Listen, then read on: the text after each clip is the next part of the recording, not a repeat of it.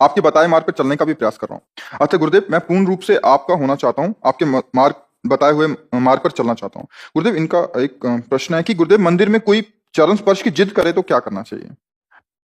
आपके ठाकुर का जो नियम हो, मंदिर में जो नियम हो, उसकी मर्यादा का पालन करना चाहिए। यदि ऐसा है, कई जगह ऐसा है कि ठाकुर जी के चरण छू सकते हैं, जैसे विट्ठल भगवान है। कई जगह ऐसा है कि आप छू सकते हैं, और कई जगह ऐसा है कि आप, जैसे राधा वल्लभ जी, आप डेहरी नहीं क्रॉस कर सकते वहां, तो फिर नहीं। जहाँ का जो नियम है उसका पालन करना चाहिए। जी माता जी हैं, दुर्गा माता जी के सेवक हैं। वहाँ किसी का कुछ नहीं, बस आपको ही सिरोधार करके चलते हैं। बहुत बड़ा मंदिर नहीं है, छोटा सा मंदिर है। तो वहाँ कई सारे भक्त आते हैं तो देखते हैं कि ये इनके चरण पर बना करते हैं, जो है मैया देने वाली हैं, आप इनको चरणों पढ़ो, सबको देती हैं, हम तो सेवक झाड़ू पोछा करने वाले, ऐसा भाव रखते हैं। लेकिन कई लोग बहुत जिद कर आपके चरण छूने की बात कर, जी। मैं तो प्रभु के चरण छूने की बात नहीं, हमारा तो लक्ष्य आप हुए ही नहीं, हम तो प्रभु के चरण छूने की बात कही।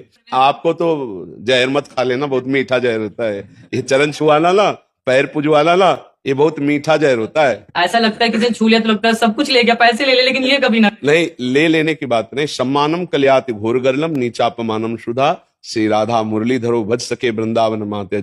अगर आप भगवान के मार्ग में चलना चाहते हो तो सबको प्रणाम करना सीखो, प्रणाम करवाना नहीं। कोई प्रणाम करे ना तो उसे कहने की कोई बात नहीं, वो पंचांग कर रहा है, हम ऐसे कर लिए, ये अरे अरे नहीं नहीं, ये भी नहीं, ये भी नाटकबाजी नहीं। कोई प्रणाम कर रहा है, उसकी श्रद्धा है, मानसिक हम प्रणाम हम स्वीकार नहीं करते।